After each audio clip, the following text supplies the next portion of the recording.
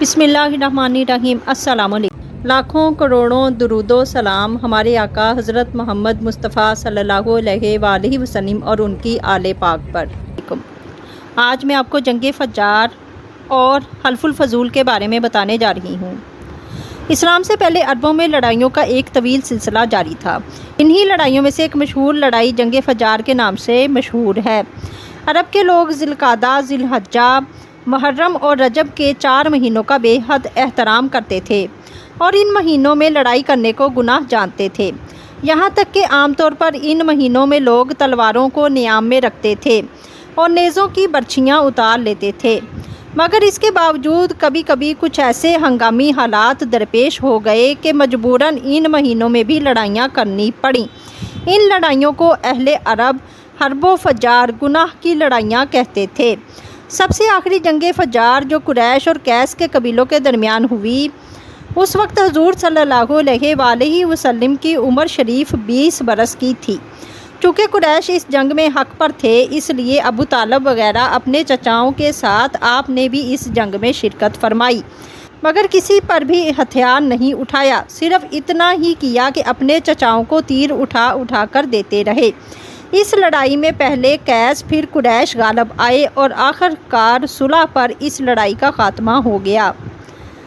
حلف الفضول کیا ہے؟ روز روز کی لڑائیوں سے عرب کے سینکڑوں گھرانے برباد ہو گئے تھے اور ہر طرف بد امنی اور آئے دن کی لوٹ مار سے ملک کا امن و امان غارت ہو چکا تھا۔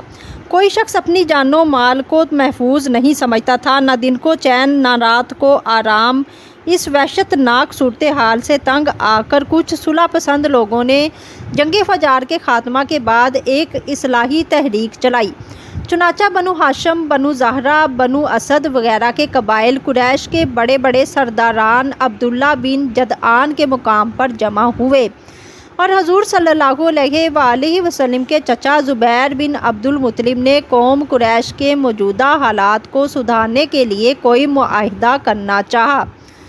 چنانچہ قریش کے سرداروں نے بقائے باہمی کے اصول پر جیو اور جینے دو کے مطابق معاہدہ کیا اور حلف اٹھا کر عہد کیا کہ ہم لوگ نمبر 1 ملک سے بد امنی دور کریں گے، دوسرا مسافروں کی حفاظت کریں گے، تیسرے یہ کہ غریبوں کی امداد کرتے رہیں گے، چوتھا یہ کہ مظلوم کی حمایت کریں گے، پانچواں یہ کہ کسی ظالم یا غاصب کو مکہ میں نہیں رہنے دیں گے۔ اس معاہدہ میں حضور اقدس صلی اللہ علیہ وآلہ وسلم بھی مخاطب ہوئے اور آپ کو یہ معاہدہ اس قدر عزیز تھا کہ اعلان نبوت کے بعد آپ فرمایا کرتے تھے کہ اس معاہدہ سے مجھے اتنی خوشی ہوئی کہ اگر اس معاہدہ کے بدلے میں مجھے کوئی سرخ رنگ کے اونٹ بھی دیتا تو مجھے اتنی خوشی نہیں ہوتی۔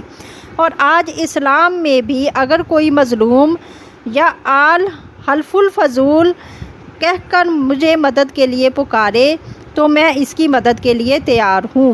اس تاریخی معاہدہ کو حلف الفضول اس لیے کہتے ہیں کہ قریش کے اس معاہدہ سے پہلے مکہ میں قبیلہ جرہم کے سرداروں کے درمیان بھی بالکل ایسا ہی ایک معاہدہ ہوا تھا، اور چونکہ قبیلہ جرہم کے لوگ جو اس معاہدہ کے محرک تھے، ان سب لوگوں کا نام فضل تھا، یعنی فضل بن حارث اور فضل بن وداع اور فضل بن فضالہ، اس لیے اس معاہدہ کا نام حلف الفضول رکھ دیا گیا، یعنی ان چند آدمیوں کا معاہدہ جن کے نام فضل تھے۔